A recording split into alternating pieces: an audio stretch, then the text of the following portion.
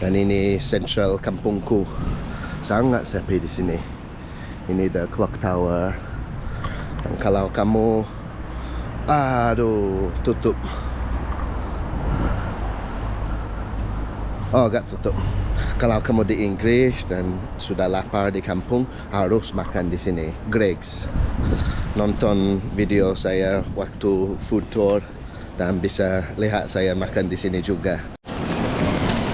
Setiap hari harus makan Greggs ya.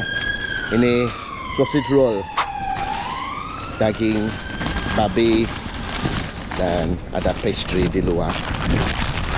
Seperti ini loh. Dan sangat enak. Untuk snacking di Inggris, recommended. Kalau kamu orang Muslim, ada yang lain daging juga. Ada sapi, ada vegetarian, ada vegan. Itu sangat terkenal juga. Enak loh.